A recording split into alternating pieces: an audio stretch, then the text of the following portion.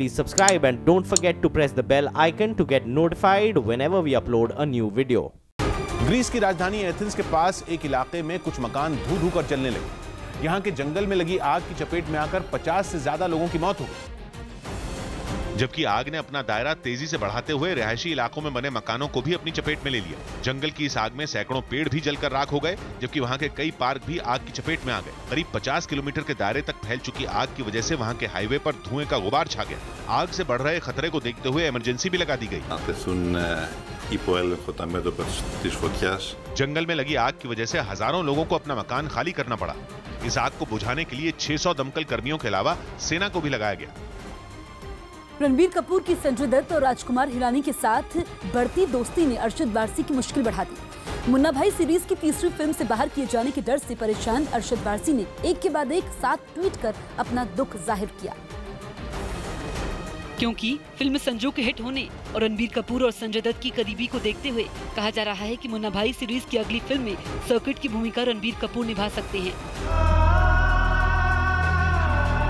Circuit का role छीनने की खबरों ने अरशद वारसी को परेशान कर दिया, जिसका दर्द उन्होंने ट्विटर पर साझा किया। किसी का नाम लिए बगैर अरशद ने लिखा कि जिन लोगों को आप सबसे ज्यादा देते हैं वही आपसे सबसे ज्यादा छीनते हैं। अरशद यही नहीं रुके, उन्होंने आगे लिखा कि दोस्त बनाने का मतलब सिर्फ दिखावा क्यों है। हालांकि अभी ना तो मुन्ना भाई के सीक्वल के बारे में कोई ऐलान किया गया है और न ही राजकुमार हिरानी ने रणबीर कपूर को सर्किट का किरदार देने की कोई बात की है, लेकिन फिल्म इंडस्ट्री में चल रही अटकलों ने अरशद वारसी की नींद उड़ा दी। राजस्थान के अलवर में भीड़ की हिंसा का शिकार हुए रकबर खान के साथी ने अपने बयान में बीजेपी विधायक ज्ञानदेव आहूजा का नाम लिया। पुलिस को दिए बयान में उसने आरोप लगाया कि मारपीट कर रहे आरोपी बीजेपी विधायक के समर्थन का दावा कर रहे थे। इसके साथ ही रकबर खान के साथी असलम ने अपनी शिकायत में 5 आरोपियों के नाम भी बताए। पुलिस के सामने अपने लिखित बयान में उसने कहा कि मारपीट करने वाले विधायक ज्ञानदेव आहूजा का नाम ले रहे थे और उन्होंने विधायक के समर्थन का दावा भी किया। खबर के मुताबिक भीड़ ने जब रकबर खान पर हमला किया था उस वक्त असलम वहां से भाग निकलने में कामयाब रहा। रकबर खान के परिजनों ने भी विधायक पर खुलकर आरोप लगाए। हमारा जो लड़का था, जो बच्चा है, उसने ये सुना है कि एमएलए तो अपना है, इसको मार लो, अपना कुछ नहीं दिखाएगा। हालांकि इससे पहले ज्ञानदेव आहूजा अलवर हिंसा मामले में आरोपियों का बचाव कर चुके हैं, लेकिन पुलिस में दर्ज की गई शिकायत में अपने नाम के जिक्र को उन्होंने अपनी छवि बिगाड़ने की साजिश करार दिया। उधर अलवर हिंसा मामले में पोस्टमार्टम रिपोर्ट सामने आने के बाद भी कई सवाल उठे, जिसमें रकबर खान के शरीर पर कई गंभीर चोटें होने का दावा किया गया। पोस्टमार्टम रिपोर्ट के मुताबिक रकबर खान के शरीर पर चोट के 12 निशान मिले। इसके अलावा रकबर खान की कई पसलियां टूटी थी। इतना ही नहीं, पोस्टमार्टम रिपोर्ट में उसके हाथ और पैरों की हड्डियां टूटने की भी तस्दीक हुई। हालांकि मौके पर मौजूद विश्व हिंदू परिषद के नेता नवल किशोर शर्मा ने रकबर की तस्वीरें दिखाकर दावा किया कि मारपीट के बावजूद वो ठीक हालत में था, लेकिन रकबर के परिजनों ने दावा किया कि उसकी मौत मारपीट के कारण ही हुई। पुलिस की लापरवाही से नहीं, अकबर को मारने से उनकी मौत हुई और वो उन्होंने पूरा उन लोगों ने मारा है। अलवर हिंसा मामले में परिजनों ने सख्ती से जांच करने और दोषियों को सजा दिलाने की मांग की। इस बीच अलवर पहुंचे राजस्थान के गृह मंत्री गुलाबचंद कटारिया ने रकबर खान की मौत के लिए भीड़ की हिंसा के बजाय पुलिस हिरासत को जिम्मेदार ठहरा दिया। उसकी डेथ कस्टोडियल डेथ के रूप में हुई, क्योंकि वो हमारे पास ही था, क्योंकि वहाँ से 300 मीटर दूरी पर जो है वो सामुदायिक स्वास्थ्य केंद्र है। जुडिशियल इंक्वायरी अपने आप बन गई और इसलिए हमने कार्रवाई करने के लिए हमारी तरफ से पुलिस की तरफ से रिपोर्ट दे दी। दिल्ली में बीएसपी सुप्रीमो मायावती ने अपनी प्रेस कॉन्फ्रेंस में ये साफ कर दिया कि उनकी पार्टी महागठबंधन का हिस्सा तभी बनेगी जब उसे उतनी ही सीटों पर चुनाव लड़ने दिया जाएगा जितना वो चाहती हैं। मायावती के इस बयान पर यूपी के मुख्यमंत्री योगी आदित्यनाथ ने दावा कर दिया कि राहुल गांधी को महागठबंधन ही नेता मानने को तैयार नहीं होगा। क्योंकि बीएसपी सुप्रीमो मायावती ने अपनी प्रेस कॉन्फ्रेंस में साफ कर दिया कि उन्हें महागठबंधन में सम्मानजनक जगह चाहिए। बीएसपी गठबंधन करके चुनाव किसी भी पार्टी के साथ तभी लड़ेगी जब हमारी पार्टी को गठबंधन में सम्मानजनक सीटें मिलेंगी। हालांकि सीटों पर जारी संग्राम के बीच न्यूज 18 से खास इंटरव्यू में यूपी के सीएम योगी आदित्यनाथ ने महागठबंधन पर तंज कसा। जो एक गठजोड़ बनाना चाहते हैं इनको तय करना होगा। क्या कांग्रेस मायावती जी के नेतृत्व में काम करने को तैयार है? क्या कांग्रेस अखिलेश यादव जी के नेतृत्व में कार्य करने को तैयार है? या अखिलेश यादव और मायावती जी क्या राहुल गांधी के नेतृत्व में कार्य करने को तैयार हैं? मायावती के बयान पर कांग्रेस ने ज्यादा कुछ नहीं बोला। लेकिन ये दावा जरूर किया कि महागठबंधन की राह में सीट बंटवारे से कोई मुश्किल पैदा नहीं होगी। मणिपुर की राजधानी इंफाल में कुछ पुलिस वाले वहां प्रदर्शन कर रहे छात्रों पर आंसू गैस के गोले दागने लगे। प्रदर्शन कर रहे छात्र मणिपुर यूनिवर्सिटी के वाइस चांसलर को हटाने की मांग को लेकर विधानसभा का घेराव करने जा रहे थे, लेकिन उनका प्रदर्शन हिंसक होते देख वहां मौजूद पुलिस वालों ने छात्रों को तितर-बितर करने के लिए आंसू गैस के गोले छोड़े। इससे पहले मणिपुर यूनिवर्सिटी के वाइस चांसलर आद्या प्रसाद पांडे को हटाने की मांग को लेकर छात्रों ने सरकार के खिलाफ एक रैली निकाली और जमकर नारेबाजी की। छात्रों की भीड़ जैसे ही मणिपुर विधानसभा को घेरने के लिए आगे बढ़ी, वहां मौजूद पुलिस वालों ने उन्हें रोक लिया और समझाने की कोशिश की। इस बातचीत का कोई हल नहीं निकला, जिसके बाद छात्र बारिश के बीच सड़क पर बैठकर प्रदर्शन करने लगे और वाइस चांसलर पर घोटाले के आरोप लगाते हुए उनको पद से हटाने की मांग करने लगे। काफी देर चली बहस के बाद भी जब छात्र वहां से हटने को तैयार नहीं हुए तो पुलिस ने भी सख्ती दिखाई और उनको निशाना बनाकर आंसू गैस के गोले छोड़े, जिससे डरकर प्रदर्शन कर रहे छात्र वहां से भाग खड़े हुए। लेकिन कुछ दूरी पर जाकर वो वहीं से पुलिस वालों पर पथराव करने लगे। हालात बिगड़ते देख इंफाल के कई इलाकों में कर्फ्यू लगा दिया गया और इंटरनेट सेवा रोक दी गई, ताकि सोशल मीडिया के जरिए फैलाई जा रही अफवाहों को रोका जा सके। बताया गया कि केंद्र सरकार ने मणिपुर यूनिवर्सिटी के वाइस चांसलर पर लगे आरोपों की जांच के लिए एक कमेटी बनाई है, लेकिन छात्र कमेटी की रिपोर्ट आने से पहले ही वाइस चांसलर को उनके पद से हटाने की मांग पर अड़े हैं। उत्तर प्रदेश के गोरखपुर में पुलिस ने मुठभेड़ में 25,000 रुपए के इनामी बदमाश को गिरफ्तार कर लिया। पुलिस और बदमाशों के बीच गोलीबारी में शिवसरन नाम के बदमाश को गोली लगने के बाद गिरफ्तार किया गया, जबकि मुठभेड़ में 2 पुलिस वाले भी घायल हो गए। बदमाश शिवसरन का एक साथी अंधेरे का फायदा उठाकर मौके से भाग निकला।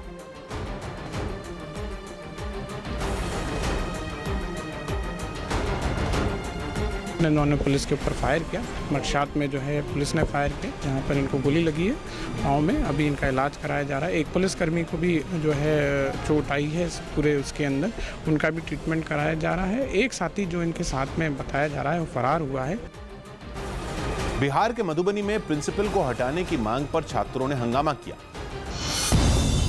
बिहार के मधुबनी में प्रिंसिपल पर बेवजह छात्रों की पिटाई का आरोप लगाते हुए उन्हें पद से हटाने की मांग को लेकर छात्रों ने स्कूल गेट पर ताला लगाकर प्रदर्शन किया।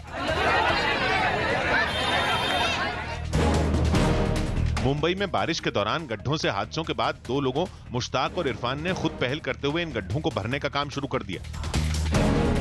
दिल्ली की कड़कड़डूमा कोर्ट ने 2013 में हुए एक बच्ची के रेप के आरोपी पर बालिगों की तरह केस चलाने की इजाजत दे दी। पुणे में एक कार में अचानक आग लग गई। हालांकि राहत की बात यह रही कि इससे कोई बड़ा नुकसान नहीं हुआ।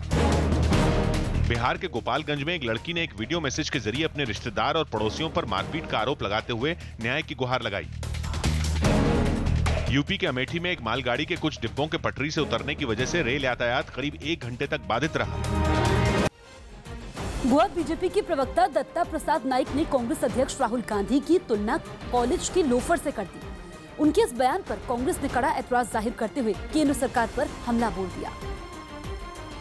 लेकिन इससे पहले गोवा बीजेपी के प्रवक्ता ने एक प्रेस नोट के जरिए राहुल गांधी पर आपत्तिजनक टिप्पणी की। प्रेस नोट में उन्होंने लिखा कि कॉलेजों के बाहर लोफर लड़कियों को आंख मारते हैं, लेकिन यहाँ तो कांग्रेस अध्यक्ष ने लोकतंत्र के मंदिर में ही शर्मनाक हरकत कर दी। I and all the youths, we all know that such wings are made by loafers outside colleges. BJP प्रवक्ता के इस बयान पर कांग्रेस ने कड़ा ऐतराज जाहिर किया और राफेल डील का मुद्दा उठाकर मोदी सरकार पर निशाना साधा।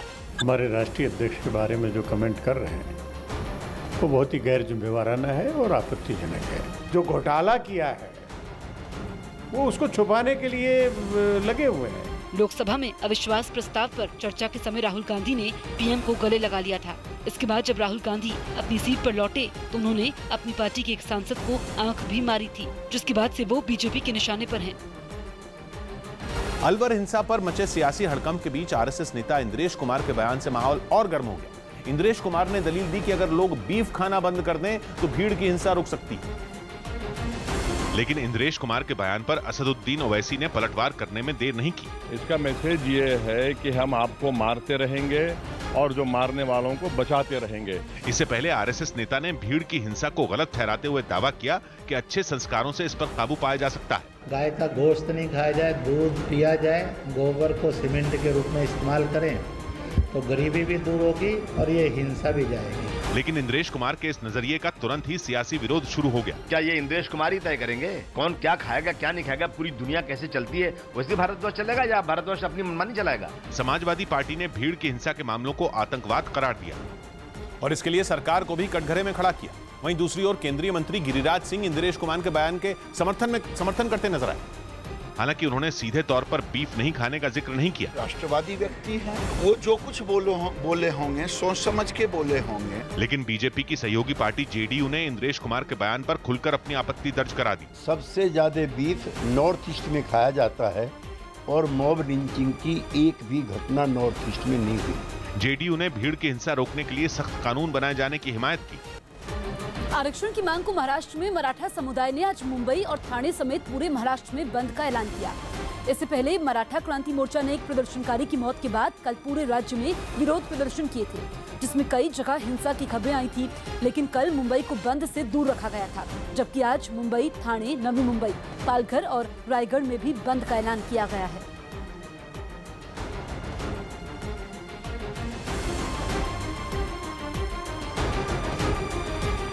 दो तस्वीरें आपके सामने हैं। महाराष्ट्र में आज मराठा आरक्षण की वजह से बंद का ऐलान किया गया है। सुरक्षा के कड़े इंतजाम किए गए हैं। दरअसल ये मामला बॉम्बे हाईकोर्ट में है, उसके बावजूद ये प्रदर्शन अब हिंसक होता जा रहा है। मराठा आंदोलन की आग अब कई शहरों में महाराष्ट्र की फैल चुकी है।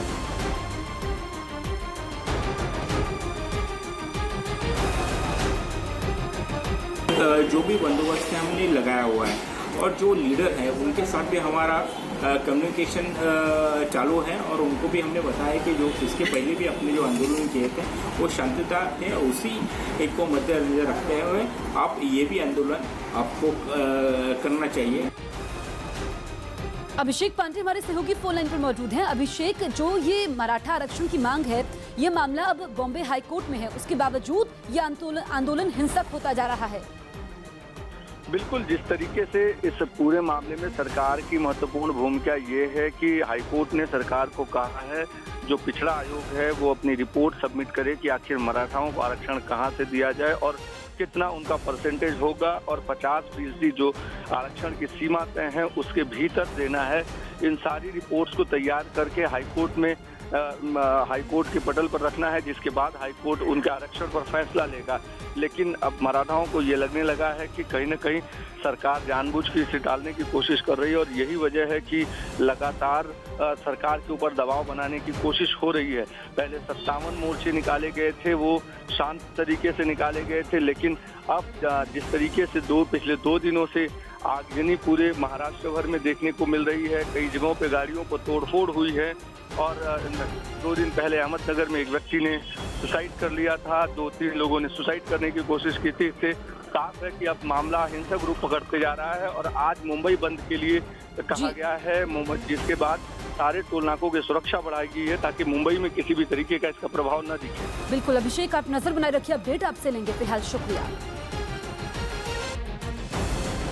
संसद भवन परिसर में महात्मा गांधी की प्रतिमा के सामने टीएमसी के सांसदों ने भीड़ की हिंसा के विरोध में प्रदर्शन किया।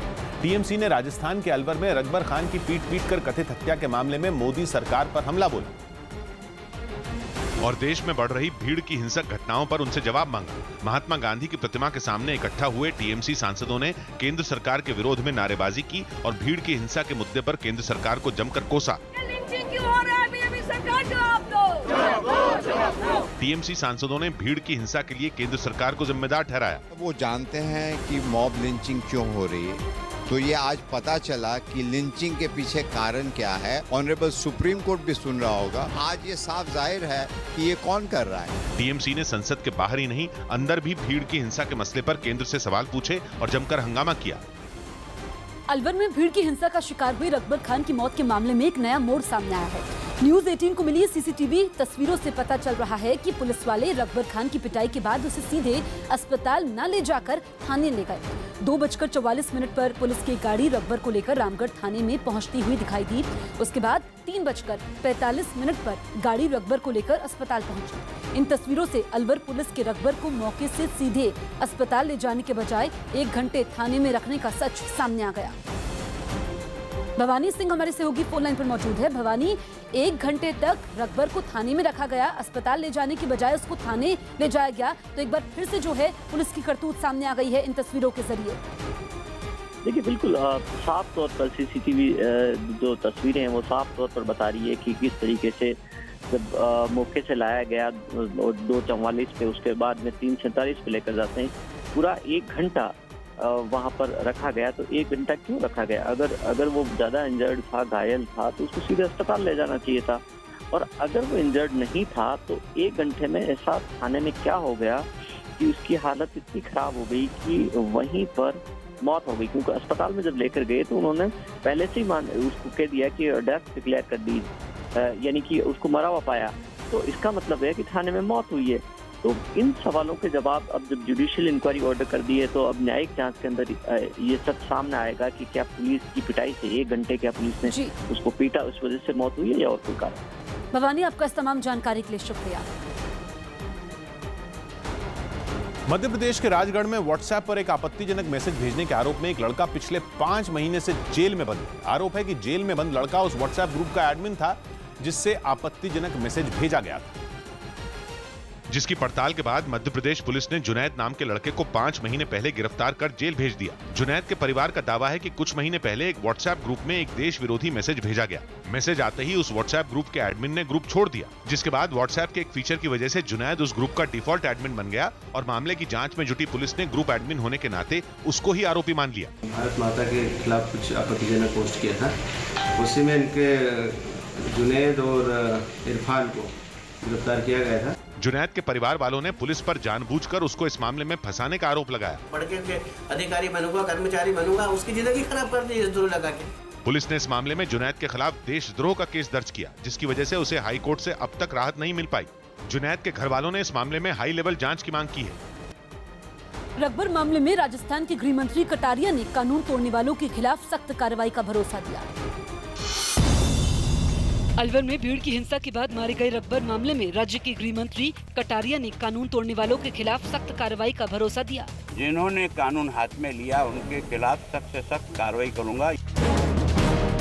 सुप्रीम कोर्ट के मुख्य न्यायाधीश दीपक मिश्रा ने दावा किया कि सोशल मीडिया से फैली अफवाहों की वजह से भीड़ की हिंसा बढ़ी।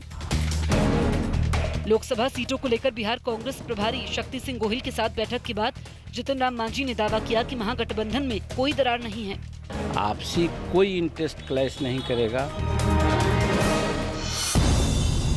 बिहार के मुजफ्फरपुर में केस दर्ज नहीं होने से खफा कुछ महिलाओं पर एक पुलिसकर्मी को पीटने का आरोप लगा। अपना उसका जांच करके रिपोर्ट देंगे, अकॉर्डिंगली कार्रवाई होगा। ग्रेटर नोएडा के शाहबेरी गांव में इमारत गिरने के मामले में डीएम ने 19 कॉलोनाइजर पर गैंगस्टर एक्ट के तहत कार्रवाई का भरोसा दिया। गुजरात में वडोदरा की एमएस यूनिवर्सिटी ने विवाद के बाद stand up comedian Kunal Kamra के प्रस्तावित शो को रद्द कर दिया। यूपी के बाराबंकी में कार सवार बदमाशों ने अपहरण के बाद एक लड़के की गोली मारकर हत्या कर दी। बिहार के नालंदा में फर्जी नियुक्ति पत्र लेकर बैंक में नौकरी करने पहुंचे एक लड़के को पुलिस ने गिरफ्तार कर लिया। यूपी के बागपत में बदमाशों ने एक आदमी को 3 गोली मार दी, जिसके बाद उसे अस्पताल में भर्ती करवाया गया।